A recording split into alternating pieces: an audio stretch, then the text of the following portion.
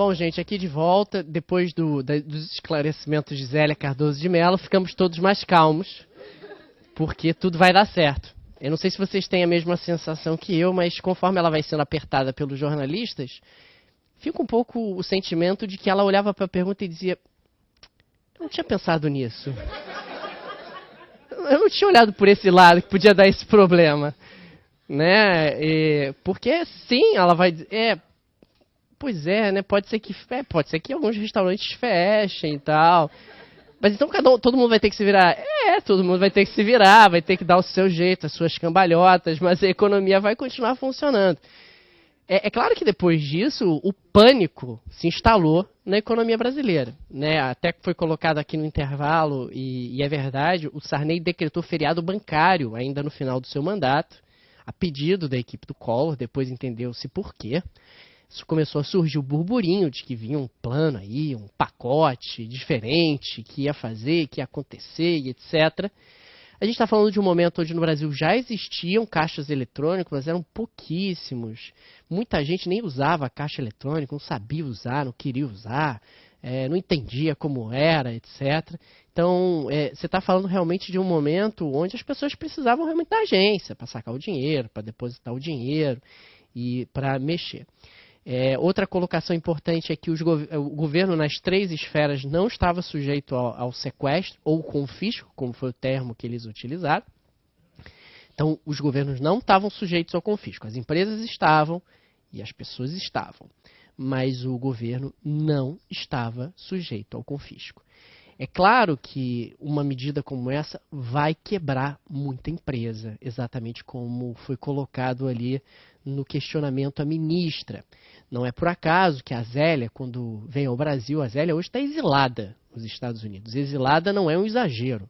Ela mora no exterior desde que deixou o ministério, e ela, quando volta ao Brasil, ela volta ao Brasil muito raramente, ela mora nos Estados Unidos hoje, ela é protegida pela Polícia Federal. Porque a chance de aparecer um empresário da época que perdeu tudo e dar um tiro na testa dela não é improvável. Definitivamente não é improvável alguém realmente querer ir às vias de fato com ela. Você vai ter muita gente se matando, realmente, não é brincadeira isso, em função do que vai ser feito, porque negócios de décadas no Brasil vão ser destruídos com essa medida que foi estabelecida pelo governo. Né? Pessoas, como eu estava falando há pouco, puxa, se você tinha um apartamento e o apartamento é sequestrado, o dinheiro do apartamento que você estava trocando de um por outro, você ficou sem casa, cara. Não é brincadeira isso. Né? Pessoas que faziam tratamentos de saúde, precisavam de volumes elevados para pagar esses tratamentos de saúde, fica sem tratamento de saúde. Quer dizer, o governo não pensou em inúmeras situações e variações que poderiam realmente afetar de forma muito agressiva a vida das pessoas. Além do fato de que essa medida é ilegal. Isso é ilegal. Um depósito que você tem num banco é tão propriedade privada quanto um pedaço de terra ou um apartamento, pela Constituição brasileira. É que nem o governo virar para você e dizer: então, eu vou sequestrar seu apartamento, mas eu devolvo em 18 meses pintado. Não existe isso. Foi uma chuva de ações no Supremo Tribunal Federal, alegando que a medida era absolutamente inconstitucional, e era mesmo. O próprio STF, quando veio a se pronunciar depois de algum tempo, disse que a medida era inconstitucional, que não podia fazer isso, que feria frontalmente a Constituição. E depois o Brasil passou a ter uma lei, como tem hoje, que é bizarro, que proíbe o governo de sequestrar o dinheiro das pessoas. O Brasil é um país que tem que ter lei para tudo. Né? Por isso que a nossa Constituição tem dezenas de emendas, porque se não tiver escrito, em tese, parece que você pode fazer. Você pode sequestrar o dinheiro das pessoas, você pode sequestrar a propriedade privada das pessoas. Isso vai gerar o caos econômico nos próximos meses. No ano de 1990, o PIB brasileiro vai encolher 4,5%. É óbvio, a economia vai parar de funcionar. As pessoas não têm dinheiro para investir, não têm dinheiro para consumir, não têm dinheiro para tocar os seus negócios. O Brasil vai entrar numa recessão aguda. Então, a medida ela é ilegal, a medida ela é extremamente recessiva, mas, acima de tudo, a medida tem um problema técnico grave. Na primeira aula do nosso curso, nós vimos que um dos elementos que impacta a demanda é a renda das pessoas.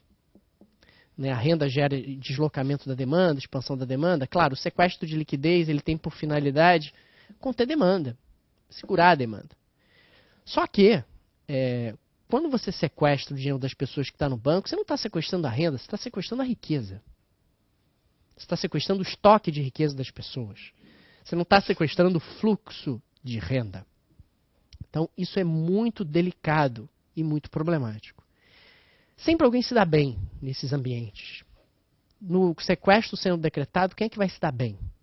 Quem tem dinheiro vivo e dinheiro na mão. Quem tem dinheiro na mão? Taxistas, comerciantes, empresas de ônibus. Todo mundo que tem dinheiro na mão vai se dar muito bem. Porque quem tem dinheiro na mão não precisa respeitar o limite imposto pelo governo. E quem tem dinheiro na mão vai começar a virar banco. Pode parecer brincadeira, mas não é. Vai se tornar uma prática muito comum você chegar, por exemplo, numa loja e virar lá para o comerciante: ô, seu Zé, então, eu queria sacar um dinheiro. Eu vou deixar aqui um cheque para o senhor deposita aí, vai sacar sei lá quando. Vou deixar aqui um cheque de 80, o senhor me dá 40 e está tudo certo. Isso vai se tornar uma prática comum, né? Porque você vai recorrer aos estabelecimentos comerciais. E o estabelecimento, alguns deles inclusive vão dizer que não aceitam mais pagamento em cheque. Eu só aceito pagamento em dinheiro. Né? Cartão de crédito não era algo comum no Brasil. Cheque eletrônico, né, que é o antigo nome do cartão de débito, também não. As pessoas pagavam em dinheiro ou cheque, basicamente. Então você está falando de um ambiente onde as pessoas também se adaptam. As pessoas também aprendem a contornar a situação de adversidade. O sistema financeiro brasileiro vai passar a funcionar fora dos bancos. Se você quiser pegar dinheiro vivo, você vai recorrer a um taxista, um comerciante, uma empresa de ônibus, a qualquer estabelecimento que tenha dinheiro vivo, que transite com dinheiro vivo. Tá? Fala. Aconteceu uma desbancarização da economia brasileira. A economia brasileira, que já não é muito bancarizada, se desbancarizou ainda mais, né? Criando sempre aquele temor, que até hoje eu ainda ouço algumas pessoas dizendo: ah, mas e se o governo sequestrar o meu dinheiro no banco? Foi interessante que na campanha eleitoral de 89, no último debate, o Fernando Collor acusou o Lula, dizendo que o Lula ia fazer isso, ia sequestrar o dinheiro e tal, porque essa proposta já tinha sido levada realmente ao PT também. Essa era uma proposta que circulava nos meios econômicos na época, a ideia de que o sequestro era uma boa ideia para acabar com a ciranda financeira. Então, isso estava circulando, essa ideia realmente surgiu.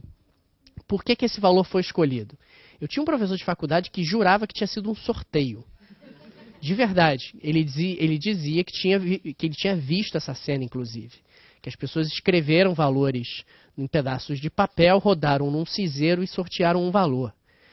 Nunca o governo soube explicar por que 50 mil, nunca foi feito um estudo ou qualquer coisa do gênero. Parece que, como a ministra disse, foi um valor que a gente considera razoável para uma economia de inflação baixa. O que isso significa? Nada. Ou qualquer coisa. O que você quiser que signifique. Tá? Fala. O mecanismo da ciranda financeira é um mecanismo onde você financia o governo te paga, você financia o governo te paga, você financia o governo te paga e assim por diante. Por meio de títulos públicos. Tá? Alguém mais, gente?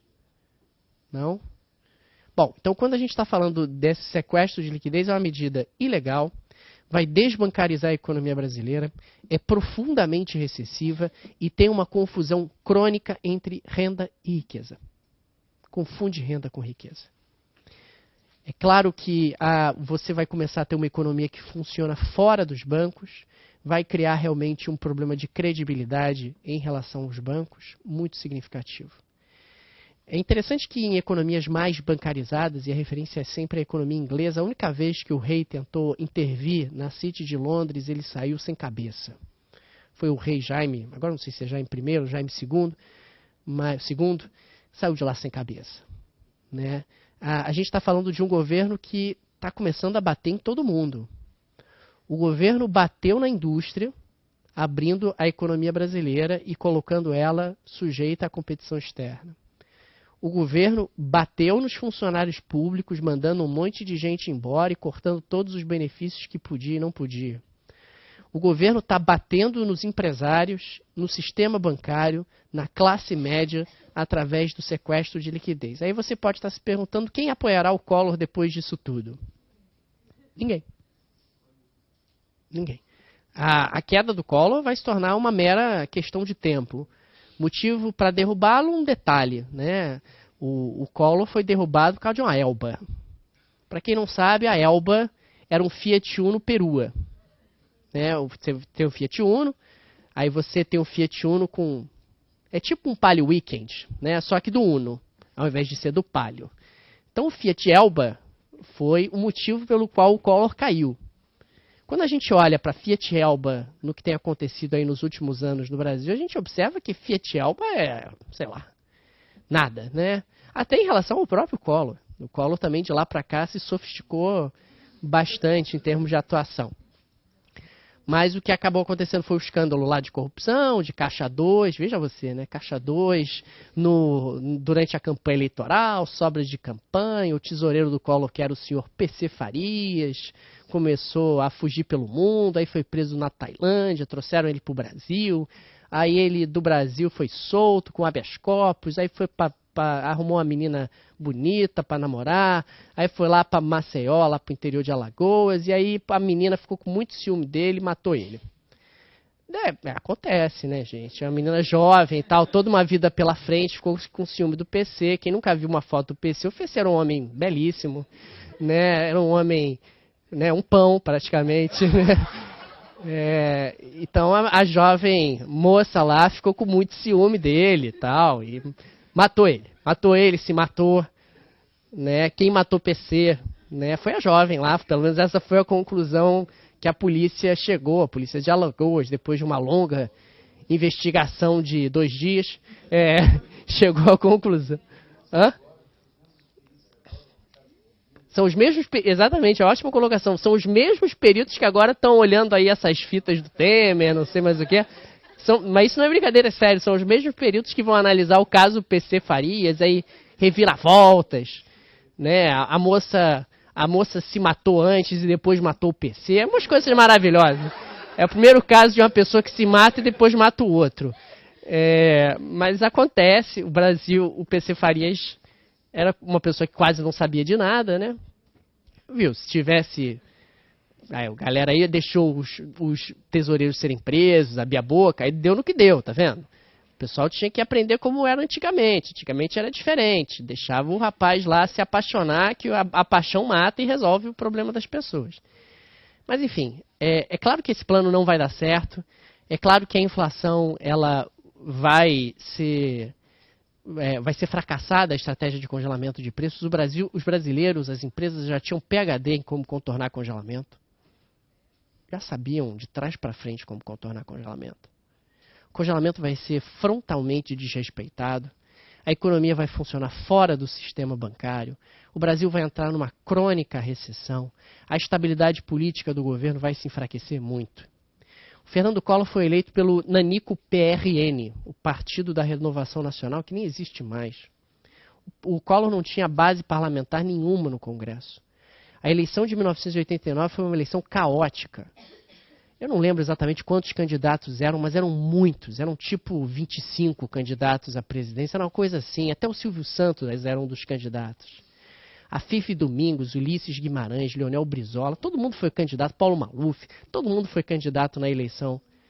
O Silvio Santos foi realmente candidato à presidência, isso não é piada. Você pode pegar aí no YouTube a campanha eleitoral, Silvio Santos com a sua voz característica, dizendo: vou acabar com a fome, eu vou acabar com a pobreza, eu sou o Silvio Santos, vote em mim.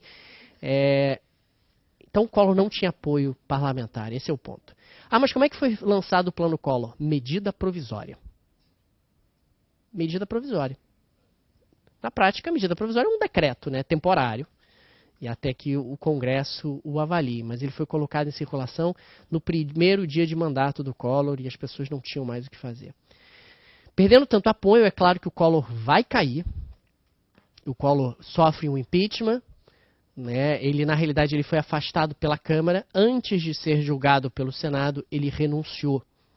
Então, o processo dele, do ponto de vista político, não se completou, como no caso da Dilma. A Dilma ela foi afastada em maio e, alguns meses depois, o Senado sacramentou o afastamento definitivo dela. O Collor renunciou antes do Senado sacramentar. O Collor foi afastado no final de setembro, se eu não me engano, de 92, e no final de dezembro de 92 ele renuncia e assume o vice-presidente dele, Itamar Franco. E o Itamar Franco, existem poucos destaques a serem feitos do ponto de vista econômico, é um governo breve, mas existe um grande destaque que é o Plano Real, né? O Brasil, nessa época, acontece uma série de coisas estranhas, né? Muita gente dizia que o Collor seria substituído, que o acordo havia sido feito isso, que seria uma dupla renúncia, que o Itamar também renunciaria e, consequentemente, assumiria o presidente da Câmara, que era Ulisses Guimarães. Só que o Ulisses Guimarães, na mesma época, vai dar um passeio de helicóptero em Angra e o helicóptero dele cai. Gente, vocês acham que o Brasil sempre foi o Brasil, tá? O que a gente está vendo agora, na realidade, é uma retomada do nosso normal, do nosso padrão. A gente viveu um período de muito tédio aí nos últimos anos. A gente tá voltando ao normal. Na época dizia-se, poxa, o Ulisses é que vai assumir, ele vai levar o governo até o final, até as eleições de 1994, e aí o helicóptero do Ulisses cai no mar. E o Ulisses até hoje nunca foi encontrado. O helicóptero dele foi e o Ulisses não. Então, o Ulisses Guimarães, que era do PMDB, veja você, né? O PMDB levaria o Brasil até as eleições de 1994. Então, Itamar assume, e o grande destaque do governo Itamar é o lançamento do Plano Real. O Plano Real, ele foi desenhado em 3 fases. Ele é um plano bem diferente dos planos anteriores. A primeira fase do Plano Real, aliás, deixa eu até marcar isso aqui bem de novo. De novo, temos ortodoxia e heterodoxia, ok? Então, vamos combater de novo demanda e vamos combater de novo inércia. Só que agora, o combate da inércia não será mais via congelamento de preços. Não será mais via congelamento de preços. Primeira fase do plano. A primeira fase do plano foi colocada em vigor ainda em 1993. Detalhe, em 1993 a inflação no Brasil ultrapassa a marca de 2.000% ao ano e o governo do Itamar resolve cortar 3 zeros. E ao cortar 3 zeros, a moeda brasileira troca de nome, deixa de ser o Cruzeiro e passa a se chamar Cruzeiro Real. Cruzeiro Real. Tá? Então, repetido em 1993, nós ainda não temos nenhuma medida além dessa. São cortados 3 zeros da moeda brasileira, ou seja, todos os preços corta 3 zeros. Corta 3 zeros, corta 3 zeros, e a moeda brasileira muda de nome. O Cruzeiro vira Cruzeiro Real, isso em 93. Então, não perca a conta. Nós tínhamos o Cruzeiro. Em 86, ele é substituído pelo Cruzado no Plano Cruzado. Em 89, o Cruzado é substituído pelo Cruzado Novo no Plano Verão. Em 90, o Cruzado Novo é substituído pelo Cruzeiro no Plano Collor. E agora, em 93, sem nenhum plano específico, o Cruzeiro é substituído pelo Cruzeiro Real. Pelo corte de 3 zeros, mas já era uma preparação para o Real que viria a seguir. Primeira fase do Plano Real, a fase do ajuste fiscal. A primeira e mais importante medida é a aprovação da DRU. DRU significa desvinculação das receitas da União. Foi uma desvinculação de 20%.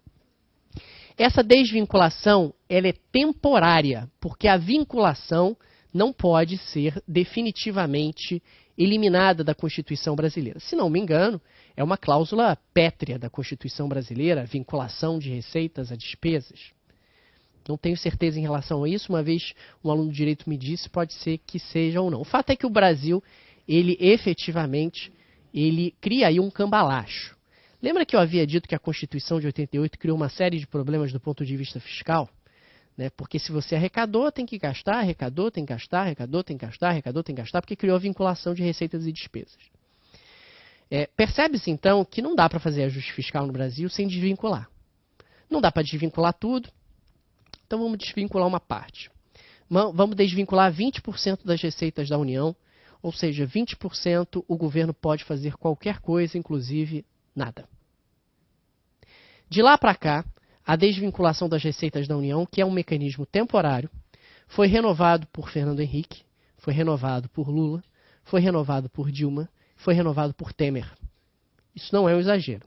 Todos os presidentes, todos que sucederam o Itamar, renovaram a desvinculação. A desvinculação, inclusive, de 20% passou para 25% e hoje está em 30%. Então, 30% de desvinculação das receitas da União. O governo pode fazer o que quiser, inclusive nada. Eu vou botar recursos dessa desvinculação no chamado Fundo Social de Emergência. Fundo Social de Emergência é um fundo social para ser utilizado em situações de emergência, ou seja, nunca. Afinal, nunca vai aparecer uma situação emergencial para utilizar esse dinheiro, pelo menos o governo tinha um pouco essa expectativa. Então, vamos fazer um ajuste fiscal, vamos combater a sonegação, vamos cortar gastos, até porque a desvinculação agora vai permitir isso. Vamos preparar o Brasil para o fim da inflação. Vamos preparar o Brasil para o fim da inflação. Então, essa é a primeira fase. É a fase do ajuste fiscal. Diga.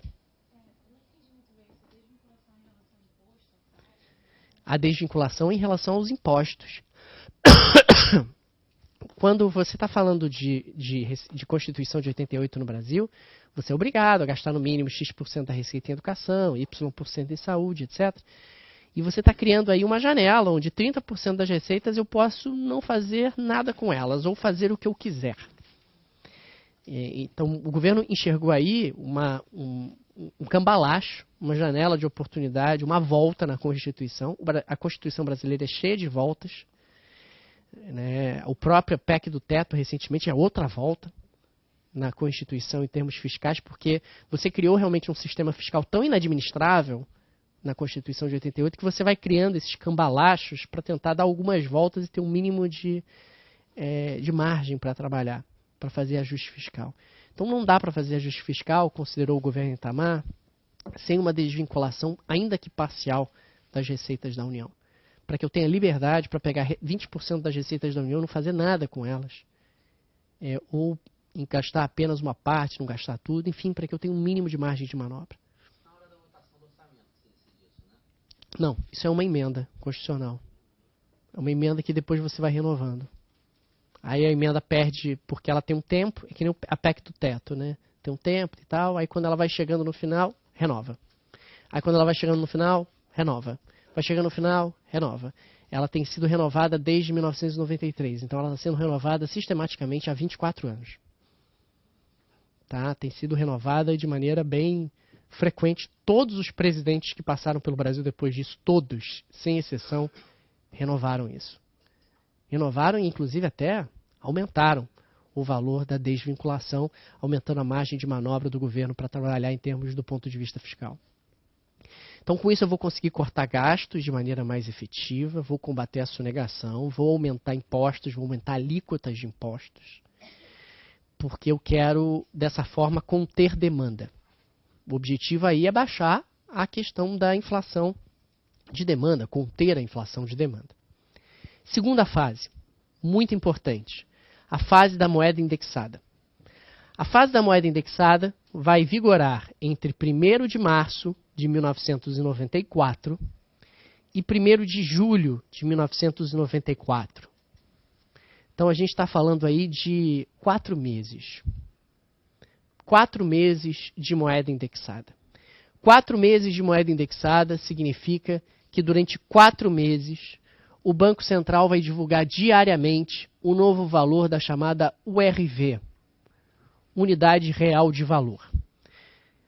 O valor da URV vai ser divulgado no Diário Oficial e ele vai ser calculado pela média da inflação dos 3 principais índices de preços do Brasil. A gente está falando de um momento onde a inflação no Brasil é medida ao dia. Hoje no Brasil, você não tem inflação ao dia medida, você tem inflação no máximo a quinzena. Inflação ao dia não existe mais. Mas nessa época, a inflação era medida ao dia. Então, todo dia, o governo divulgará um novo valor da URV. Então, está aqui, sei lá, no dia 1, uma URV 2.000 cruzeiros reais. No dia 2, o governo publica o novo valor da URV, vai ser 2.050 cruzeiros reais. Dia 3, novo valor da URV, 2.125 cruzeiros reais. Então, no final das contas, a gente está falando de uma situação onde a URV será corrigida diariamente pela inflação. Pela inflação. A URV será corrigida diariamente pela inflação. Portanto, se eu sou, por exemplo, um feirante e eu vendo um cacho de banana por 2.000 cruzeiros reais no dia 1, 2.050 no dia 2, 2.125 no dia 3, na realidade o meu cacho de banana está sempre custando uma URV. Observem que o governo está propondo, na prática, o aumento da indexação. Ele está propondo indexar a própria moeda. É uma ideia bem audaciosa, afinal você está dizendo que eu vou resolver o problema da indexação aumentando a indexação e não diminuindo a indexação. A ideia é que se eu passo a indexar a própria moeda, a indexação perde o sentido. Se a própria moeda está indexada, a indexação perde o sentido. O governo apostava que as pessoas voluntariamente iriam aderir ao URV. Ninguém é obrigado a botar o preço em URVs. Você é apenas obrigado a fixar o valor da URV, né, em local visível, o valor da URV do dia. E o governo apostava que os próprios comerciantes iam aderir voluntariamente ao URV. Porque, na prática, o governo está fazendo aquilo que você já faz diariamente, que é corrigir pela inflação do dia. Basta agora você abrir o jornal e olhar qual é o novo valor da URV. Você pode manter lá o seu preço em 2 URVs, 3 URVs, 4 URVs, e o preço vai ficar estável ao longo dos dias. Pegando de novo o exemplo do feirante, eu boto lá o meu cacho de banana por uma URV. Hoje, amanhã, semana que vem, quanto é o cacho de banana? Uma URV. É claro que nada mudou, observe isso. Cada dia, em cruzeiros reais, que continua sendo a moeda corrente, o preço está subindo. Então, todo dia eu levo para casa mais cruzeiros reais. Mas, na prática, conforme as pessoas vão aderindo aos preços em URV, porque na prática você está poupando o trabalho delas, as pessoas aderem porque é cômodo, porque é prático, porque é simples, porque diminui realmente o trabalho. Você, na prática, você está homogeneizando os reajustes, está todo mundo reajustando junto, no mesmo ritmo, na mesma velocidade, no mesmo momento. Se está todo mundo reajustando junto, no mesmo ritmo, na mesma velocidade, na prática não tem reajuste nenhum. O governo consegue, através da URV, que voluntariamente as pessoas possam aderir ao novo referencial de conta, a nova unidade de conta. Esse é um grande segredo do Plano Real. Nada você é obrigado a fazer. Eu estou te incentivando a fazer. Estou te convidando a fazer. E isso faz toda a diferença. Você não é obrigado, eu não estou decretando. Você pode cobrar em cruzeiros reais, botar o preço em cruzeiros reais. Sua vida vai ser um inferno. Você vai ter que remarcar isso várias vezes ao dia. Tudo bem. Problema seu. Mas se você quiser botar lá na etiqueta do produto um preço em URVs fixo, acho que a sua vida vai ser mais fácil. E realmente os comerciantes, de uma forma geral, compram essa ideia. Estabelecimentos começam a oferecer financiamentos com parcelas fixas em URVs, sem juros. Na prática não mudou nada. Antes eu oferecia o financiamento corrigido pela inflação. Agora, se eu estou oferecendo um financiamento em URVs, ele continua sendo corrigido pela inflação, não mudou nada. É isso que eu quero que vocês percebam. Você cria, então, uma unidade de conta, você cria um referencial, onde as pessoas vão aderir voluntariamente a esse referencial. Diga. Por que as pessoas não corrigiam o valor em URVs? Elas até podem corrigir o valor em URVs, mas qual é o sentido? Porque se eu estou corrigindo o valor em cruzeiros reais e as pessoas pagam em cruzeiros reais, é em cruzeiros reais que eu recebo, eu tenho cruzeiros reais no banco, o valor tem que ser corrigido em cruzeiros reais. Você pode até corrigir em URVs se você quiser. Não tem problema. Mas você não vai corrigir no mesmo ritmo que você corrigia antes. Porque não vai ter como.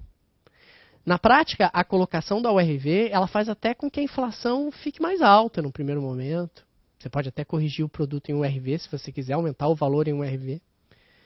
Mas está semeado aí o fim da inércia inflacionária.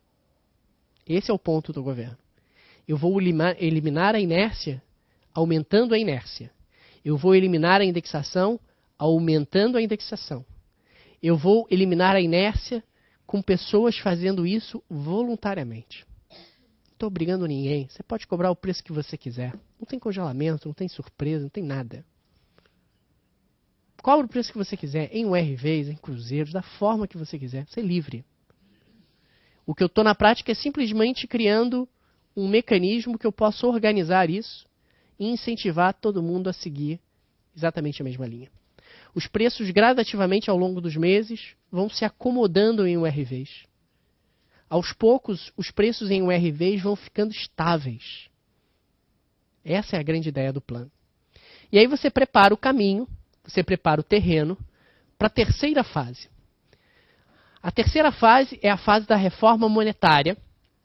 É a fase onde você vai substituir o Cruzeiro Real, aquela moeda velha, contaminada, pela nova moeda, o real. E quanto é um real? Uma URV. Você já está acostumado com isso? Você já está acostumado com os preços em URVs? Os preços em URV já estão estáveis. Vamos apenas trocar a moeda, gente. Vamos tirar o Cruzeiro Real de circulação. Vai entrar em circulação a nova moeda, o real. Uma moeda livre de inflação e uma moeda onde a inflação já foi desinercializada e desindexada. Então, terceira fase, substituição do Cruzeiro Real pelo real. R$1, uma URV, 2.750 cruzeiros reais, que foi a última cotação da URV. A última cotação. Um detalhe importante, durante todo o período em que vigorou a URV, uma URV, tá, gente, era igual a $1. Durante todo o período que vigorou a URV, uma URV sempre foi igual a $1. Então, no momento em que o real entra em circulação e o real vale uma URV, nós temos aqui na prática R$100, $100. R$1, $1. Tá? Por isso que tem inclusive essa fotografia aqui no jornal do Romário, com uma nota de $100 e com uma nota de R$100 nas mãos, ilustrando para as pessoas de que $100 e R$100 é a mesma coisa a partir de agora. Tá? A gente está falando do dia 1º de julho de 1994. Então, o real entra em circulação na virada de 30 de junho para 1º de julho. Por que foi escolhido o dia 1º de julho? 1º de julho é o primeiro dia do mês, o que já facilita as coisas, está todo mundo fazendo a transição num corte claro. Salários, preços e tal, está todo mundo trocando a moeda num dia de transição, que já é naturalmente de transição, ainda mais 1º de julho, de 30 de julho para 1º de junho, é a transição do primeiro para o segundo semestre. Fica ainda mais claro você fazer essa transição. O governo considerou que era uma janela de oportunidade interessantíssima, porque 1º de julho era o primeiro dia do segundo semestre, era o primeiro dia do mês, era uma sexta-feira. Sexta-feira é ótimo, porque sexta-feira as pessoas vão para o final de semana e tal, não reajustam preços. E tinha uma outra coisa maravilhosa. 1º de julho foi no meio da Copa do Mundo. E o governo pensou nisso. Pela tabela que já tinha sido divulgada, se tudo corresse bem, se o Brasil ganhasse a primeira fase, o Brasil jogaria no dia 4 de julho, segunda-feira. Então, o que acabou acontecendo foi exatamente isso. O Brasil ganhou lá a primeira fase de grupos da Copa do Mundo. 1º de julho foi uma sexta-feira, 4 de julho era segunda-feira, e 4 de julho, segunda-feira, era dia de jogo do Brasil. O jogo do Brasil à tarde matou a segunda-feira. Então, com isso você joga para frente o início do funcionamento da economia com a nova moeda. Esse é o ponto. Joga para frente. Quando as pessoas verem, a nova moeda já está aí, elas nem perceberam e já passou a fazer frente à vida delas. Tá? Por isso, inclusive, a fotografia do Romário. O Romário é o grande astro da seleção brasileira de 94. Ele que aparece aí com R$100 e $100 nas mãos.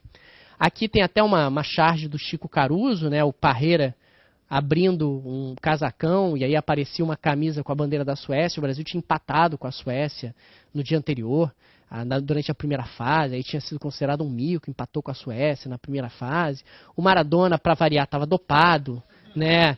Enfim, sem muitas diferenças e novidades nesse jornal que aparece aí, que é o jornal de 1º de julho de 1994. Veja você, Maradona, doping de cocaína. Eu não imagino o Maradona por quê sendo acusado aí de um doping de cocaína, utilização de cocaína. Bom, então o governo não escolheu por acaso essa data. Essa data foi bem pensada, foi escolhida, foi colocada. E seja o que Deus quiser, vamos em frente, troca a moeda, vamos ver se vai dar certo agora.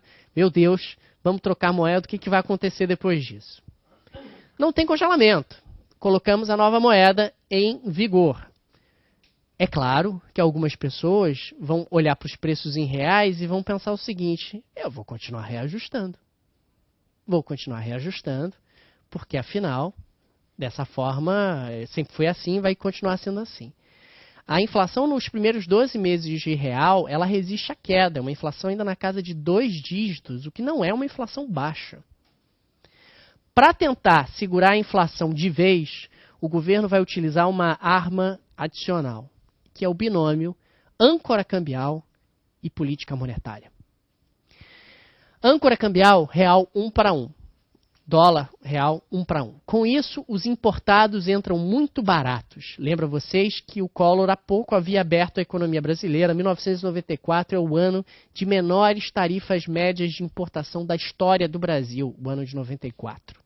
Menores tarifas médias de importação da história do Brasil. Então, os produtos importados entram muito baratos, muito competitivos, os insumos importados entram muito baratos, surgem as lojas de 99 centavos, de $1, tudo $1. A mensagem era muito clara. Você, empresário nacional, se reajustar preços, vai entrar pelo cano porque o consumidor vai comprar o produto importado que está entrando por valores muito competitivos e baratos. Paralelamente a isso, o governo bota a taxa Selic em mais de 40%. Essa Selic que hoje está aí na casa de 11, 12, o pessoal reclama, diz que é altíssima, e é mesmo. O governo vai meter a Selic em 40%. Aliás, no início de 95 ela vai para 46%, depois da crise do México. 46%. Olha que loucura. Qual é a mensagem que o governo quer passar? Não consuma. Se ficar consumindo, vai entrar pelo cano. Porque, puxa, 46% de Selic, você bota o dinheiro no banco, R$100, ano que vem tem R$146. Não tem por que eu ficar consumindo loucamente. A ideia é justamente essa, é conter consumo, é conter demanda. Então o governo ataca nas duas frentes. A oferta vai atender a expansão de demanda, haverá uma expansão de demanda. Isso é importante, tá, gente? Como em todos os planos, quando a inflação desaba, as pessoas têm o sentimento de que está tudo muito barato, as pessoas no Brasil já estavam calejadas, não sabiam quanto tempo o plano ia durar, e aí o que acaba acontecendo é que todo mundo sai comprando. Para atender essa expansão de demanda, o que nós temos? Importações. Produtos importados entrando baratos, a economia brasileira está aberta e o câmbio está valorizado. Então, vamos entrar, deixa entrar o produto importado, deixa entrar. O produto importado vai atender essa expansão de demanda, o produto importado vai manter o produtor local também sob controle, para não reajustar preços, porque tem a concorrência do produto importado. E vamos em frente. E agora é rezar para dar certo. Vamos ver o que vai acontecer em cima do plano que está sendo desenhado e da estratégia que está sendo colocada. Tá? Eu vou tentar conter essa expansão da demanda. A demanda se expande, mas se expande muito menos do que se expandiria se eu não colocasse a Selic a 46%. Então eu vou agarrar a demanda e a inflação não vai voltar. Não vai voltar. É claro que o crescente desequilíbrio comercial, que vai ser gerado por esse câmbio valorizado, pelas importações para atender essa expansão de demanda, vai ter que ser compensado pelo outro lado em capital especulativo. Capital especulativo que vai entrar no Brasil atraído pela Selic de 40%. Então é dólar saindo de um lado pela balança comercial, é dólar entrando por outro, atraído pela Selic de 46%. E vamos ver quanto tempo a gente aguenta. Não vai dar para aguentar o resto da vida nessa estratégia, isso é muito evidente. Mas pelo menos vamos ver se eu aguento tempo suficiente para acabar com a inflação. Essa é a estratégia que está sendo desenhada agora. É uma estratégia que tem algum grau de risco. Não é uma estratégia que é 100% de certeza que dará certo, mas é a estratégia que está desenhada agora. Tá? Então, se a gente pensar um pouco aqui em termos de plano real, puxa, por que o plano real dá certo e os outros não deram certo? Desindexação sem congelamento. Acho que esse é um diferencial muito marcante. Gente, desindexação sem congelamento é genial. É genial, desindexação sem congelamento funciona. Então, a indexação era um problema, a inércia inflacionária existia, isso é inegável, mas o remédio estava errado. O congelamento não funcionava. Então, a desindexação sem congelamento funcionou. Foi uma estratégia que funcionou. Abertura comercial com o governo Collor, isso foi importante? Foi, porque dentro da estratégia do real, os produtos importados têm que entrar. Então, ainda bem que a economia brasileira está mais aberta do que estava antes. Continuidade no governo FHC da estratégia. Que estratégia? A estratégia que a gente vai explorar na semana que vem, da âncora cambial, né? Mais a política monetária fortemente contracionista para desincentivar a demanda, para conter demanda. Alta liquidez do sistema financeiro internacional. Isso é importante, mas é óbvio. Lembra que eu disse que os resultados comerciais estavam piorando, que a gente precisava de capital especulativo sendo atraído pela Selic elevada?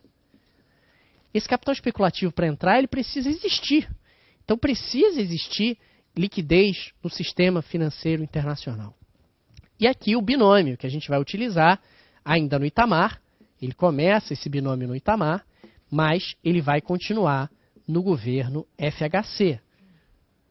O governo FHC vai manter esse binômio no primeiro mandato de política monetária contracionista associado à âncora cambial. Aí temos a nota de R$1, que na época ficou muito conhecida. A nota de R$1 sumiu, né? Agora só tem moedas de R$1 em circulação no Brasil, praticamente. Em breve vai sumir a nota de R$2 também. O Banco Central já está com esse projeto de substituir por moedas de R$2. E aqui apenas um dado. Gente, entre 65 e 94, a inflação no Brasil foi de 16 dígitos. Tá? Então, a gente está falando de uma inflação de, cuidado, 1 quatrilhão, 142 trilhões, 332 bilhões, 741 milhões, 811.850%. Essa foi a inflação no Brasil medida pelo IGPDI. Tá? Então, 1 quatrilhão. Essa foi a inflação do Brasil entre 1965 e 1994.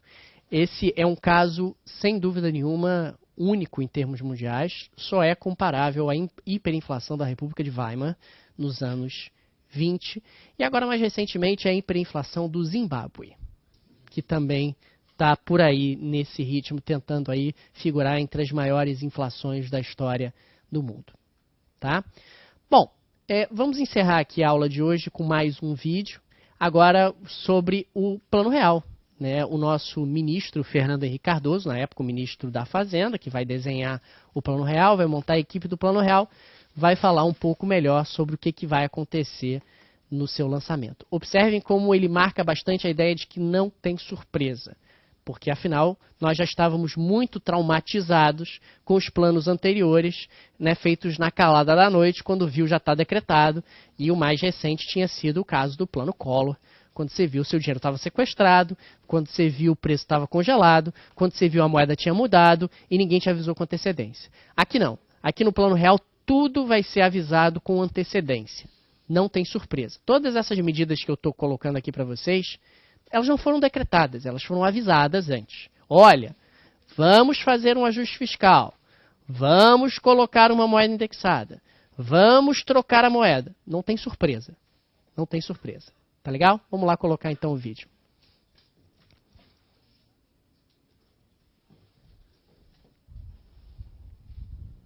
O ministro Fernando Henrique Cardoso anunciou as 3 etapas do plano econômico. Tudo começa com o ajuste fiscal.